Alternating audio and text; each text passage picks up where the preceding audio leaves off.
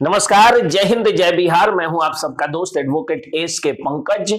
आज दिनांक 20/1/2025 को मैं आप लोगों के बीच अपना एक वार्षिक सुखद स्मृति मैं आप लोगों के बीच बताने आया हूं। अभी जो तस्वीरें आप देख रहे हैं, ये मेरे परम पूज्य, विद्वान, ईमानदार, संत और त्याग के साक्षात मूर्ति मेरे पिताश्री हैं, जो कि अभी भोजपुर जिला के पौना थाना के थानाध्यक्ष हैं।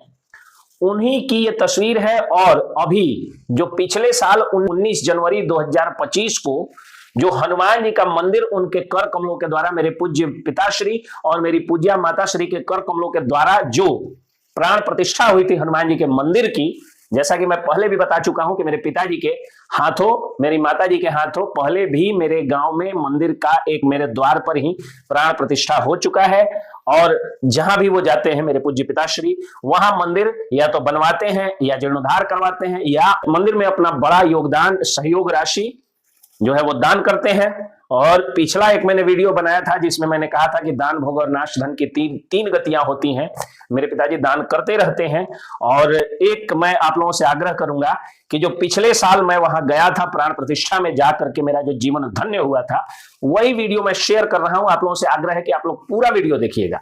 जय हिंद, जय बिहार। आप सब लोग जानते हैं कि मैं भोजपुर जिला के पौना थाना क्षेत्र के पौना थाना परिसर में, जिसके थानाध्यक्ष मेरे पूज्य पिताश्री सुरेश सिंह हैं, उन्हीं के द्वारा और मेरी माता जी के द्वारा उनके अथक प्रयास से एक हनुमान जी का मंदिर बनाया गया। और मेरे पूज्य माता पिता के कर कमलों से उसी मंदिर का, यानी हनुमान मंदिर के मूर्ति का प्राण प्रतिष्ठा किया गया। मैं पौना थाना गया था और पौना में मेरे बहुत सारे चाहने वाले लोग जो हैं वो मुझसे वहां पर मिले और मिल करके, और मुझे भी बड़ी खुशी हुई। बहुत अच्छे लोग हैं भोजपुर जिला के। वहां मेरा जीवन धन्य हो रहा था। एक तो पहले ही जगत गुरु राम भद्राचार्य जी शरण छू करके आशीर्वाद लेकर के मेरा जीवन पहले से धन्य हो चुका है। बाबा रामदेव मेरे पर आ चुके हैं। और उन तमाम उपलब्धियों के बावजूद सबसे बड़ी उपलब्धि यह थी कि जब मैं ग्रेजुएशन अभी फाइनल किया था, उस समय मेरे पूज्य पिताश्री ने मेरे द्वार पर, नदी के किनारे, नदी मेरे द्वार पर धनौती नदी है, नदी के किनारे मेरे द्वार पर हनुमान जी का मंदिर बनाया था। और उसमें प्राण प्रतिष्ठा मेरे पूज्य माता पिताश्री के कर कमलों से हुआ, उसका मैं गवाह बना। के बाद में मेरे पापा जो है वो मेरे ममहर में, यानी अपने ससुराल में, उन्होंने मंदिर बनवाया। जहां भी जाते हैं मंदिर बनवाते हैं, जहां के थानाध्यक्ष होते हैं कहीं मंदिर बनवाते हैं, कहीं मूर्ति लगवाते हैं, कहीं मंदिर के प्राण प्रतिष्ठा करते हैं। एक तरफ जहां लोग थानाध्यक्ष होते ही, दरोगा होते ही अफसरी के गुमान में चूर हो जाते हैं, वही हमारे पूज्य पिताश्री गरीब और मध्यम वर्गीयों की सहायता लेकर के और उनको अपना मुख्य अतिथि बना करके और यज्ञ करवाते हैं, और यज्ञ करवा करके और वहां पर मंदिर भी बनवा देते हैं। मुझे अभी याद है, जब मैं ग्रेजुएशन अभी फाइनल किया था, उस समय जिन लोगों ने अगर 5 लाख रुपए की जमीन खरीद ली मेरे गांव में, आज वो सब जमीन 60-70 लाख रुपए की हो गई है, करोड़ों की हो गई है। तो अगर मेरे पिताजी भी उस 5 लाख रुपए की जमीन खरीद लिए होते तो आज 1 करोड़ रुपए की जमीन वो होती, मैं बेच करके कोई रोजी रोजगार कर सकता था, पूंजी बना सकता था। लेकिन मेरे पिताजी ने हनुमान बीमा कराया, बजरंग बली का बीमा कराया। और उस बजरंग बीमा का नतीजा यह है कि मेरा छोटा भाई और मैं दोनों लोग काफी, हम लोग खुश हैं।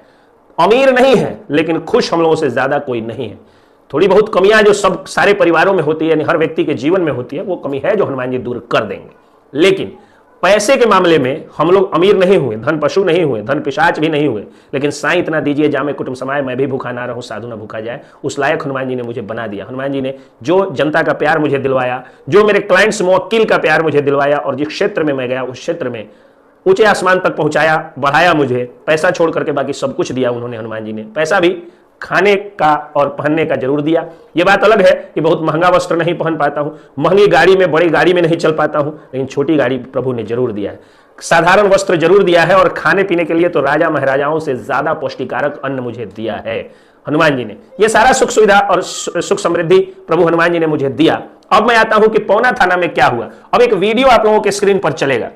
उस वीडियो में आप देखिए कि सबसे पहले जो प्राण प्रतिष्ठा कार्यक्रम है, उस कार्यक्रम में सबसे पहले शंख बजता है, शंख की ध्वनि होती है। और उस शंख ध्वनि के बाद मेरे पूज्य पिताश्री जो है और माताश्री, अभी जो वीडियो आपको दिख रहा है उसमें मैं, मेरी पत्नी, मेरी मम्मी और मेरी भावे, हम लोग हंसते मुस्कुराते खिलखिलाते आगे बढ़ रहे हैं। फिर मंदिर में हनुमान जी की मूर्ति को मैं उठा करके लाते हुए दिख रहा हूँ। हनुमान जी की मूर्ति को मैं ले जाता हूँ, रखता हूँ। और ये जो तस्वीर अभी आप लोग देख रहे हैं, ये हनुमान जी को न्योता देने एक पुराने मंदिर में हम लोग गए थे, वहां किए। उसके बाद बाजे गाजे, घोड़े, इन सबों के साथ एक छोटी सी शोभा यात्रा निकालती है। ये वेदी की तस्वीर आप देख रहे हो अभी अपने स्क्रीन पर। वेदी जो है वो सजाया जाता है जहां मेरे पूज्य पिताश्री और माताश्री बैठते हैं, और मंदिर में हनुमान जी की मनोरम प्रतिमा लगाई जाती है। सामने कुछ लोग जो खड़े हैं वो हमारे गांव के लोग हैं। घोड़ा, पुराने मंदिरों में घूम घूम करके शोभा यात्रा निकालना, घुड़दौड़ के साथ साथ चलना, और काफी मनोरम दृश्य ये था, विहंगम दृश्य था। मुझे मेरा जीवन धन्य हो रहा था। और उसके बाद जो है वो फिर मैं हनुमान जी की मूर्ति के पास बैठता हूँ। मेरी छोटी बेटी मेरे गोद में बैठती है, और बैठने के बाद जो है फिर बाजे गाजे के साथ जो है वो लोगों का एक भक्तिमय मनोरंजन। उसके बाद आवरण हटाया जाता है हनुमान जी का हम लोगों के द्वारा, वहाँ जो सिपाही जी लोग हैं और मेरे द्वारा। उसके बाद हनुमान जी के आंखों से एक पट्टी मेरे द्वारा हटाई जाती है। ये सौभाग्य मुझे मिलता है। मेरे पूज्य पिताश्री घी से, शहद से हनुमान जी को स्नान कराते हैं। उसके बाद हनुमान जी को लेकर के और डोली में बिठाया जाता है। डोली कंधे पर मैं लेकर के चलता हूं। जो हनुमान का कहार बनता है उसको हनुमान जी किसी की चमचागिरी नहीं करने देते हैं। बहुत सारे लोग वहां पे जाते हैं। फिर मंदिर में उठा करके और अपने स्थान पर हनुमान जी को रखा जाता है। हनुमान जी जैसे ही वहां पर स्थापित होते हैं कि उनकी पूजा आरती सब कुछ की जाती है, और पूजा आरती के बाद में सभी लोग वहां पर आके मत्था टेकते हैं। हनुमान जी की वेदी चारों तरफ जो है वो लोगों में हनुमान जी का प्रसाद चारों तरफ बंटता है। उसके बाद हम पति पत्नी, फिर माताजी, पिताजी, मेरी भौवे, मेरा भतीजा, मेरी बेटियां, सभी लोग वहां पर पूजा पाठ करते हैं। पूजा पाठ करने के बाद में वहां से हनुमान जी का जो अष्टयाम कार्यक्रम है वो तब तक घुड़दौड़ भी होते रहता है और बाजा भी बजते रहता है। उसके बाद अष्टयाम कार्यक्रम होता है। मुझे बड़ा सौभाग्य मिला कि हनुमान जी का बिस्तर सजाने का सौभाग्य मुझे मिला, जहां पे बजरंगबली आराम करते हैं और थोड़ी देर के लिए छोड़ा जाता है। उसके बाद हनुमान जी को माला पहनाया जाता है, और माला पहनाने के बाद मंदिर में हनुमान जी अपने खूबसूरत से स्वरूप में दिखाई पड़ते हैं। हनुमान जी को हम लोग प्रणाम करते हैं। शंख ध्वनि बजती है, हनुमान जी का जयकारा लगाया जाता है, और बजरंगबली के इस जयकारे के साथ बजरंगबली के प्राण प्रतिष्ठा का कार्यक्रम संपन्न होता है। और उसके बाद फिर जो है अष्टयाम कार्यक्रम लगातार जारी रहता है। तो इससे एक शिक्षा जरूर लेनी चाहिए कि जिन लोगों को यह श्रद्धा होती है कि खर्चीली शादी करेंगे, तब अपने बेटे को अपने खेत बेचे हुए पैसे से, या उसके ससुर के खेत बेचे हुए पैसे से, अपने लोन लिए हुए पैसे से, या उसके ससुर के लोन लिए हुए दहेज के पैसे से, या अपने काले धन से, या ससुर के काले धन से अपने बेटे को मैं रथ पर बिठाऊंगा और बिठा करके राजा महाराजा की तरह घुमाऊंगा, तो लोग आपसे जलते हैं और आपको अच्छा नहीं कहते हैं। इससे गरीबों में शादी का नाम सुनते ही गरीबों का कलेजा कांपता है, समाज दूषित होता है, समाज प्रदूषित होता है। खर्चीली शादियों के कारण बेटियां गर्भ में मारी जाती हैं, दहेज का रेट बढ़ता है, समाज बर्बाद होता है, और गरीब आदमी शादी के नाम से कांप जाता है। गरीबों की खेत बिकने लगती है, तो अगर वो सरकारी नौकरी में है तो उसके ऊपर लोन हो जाता है, और अगर मालदार जगह पे है, अगर पैसा कमाने वाले, घूस कमाने वाले जगह पे है, तो वो घूसखोर चोर बन जाता है, जिसका नतीजा ये होता है कि उसको शरीर, प्राण या वंश से उसको झेलना और भोगना पड़ता है। या तो उसकी औलाद बिगड़ जाती है, या उसको ऐसी बीमारियां हो जाती हैं जिससे उसके शरीर का नाश हो जाता है। तो ये सबसे अगर बचना है तो आप अपने बेटे को रथ पर चढ़ाने से अच्छा है कि प्रभु की पालकी घुमा दीजिए। बेटे की शादी में हाथी घोड़ा से जो है वो प्रदर्शन करने से अच्छा है कि प्रभु के प्राण प्रतिष्ठा में हाथी घोड़ों का प्रदर्शन करा दीजिए। बेटे की शादी में बिना मतलब के बहुत महंगा वाला बैंड और ऑर्केस्ट्रा बजवाने से अच्छा है कि आप प्रभु के लिए भक्तिमय बैंड, भक्तिमय ऑर्केस्ट्रा और खुर्दक बाजा बजवा दीजिए। अपने बेटी की शादी में अति खर्च करने से अच्छा है कि आप प्रभु के नाम पर अष्टयाम करवा दीजिए, हनुमान आराधना करवा दीजिए, सुंदरकांड का पाठ करवा दीजिए, भक्तिमय कार्यक्रम करवा दीजिए, आपका जीवन भी धन्य हो जाएगा।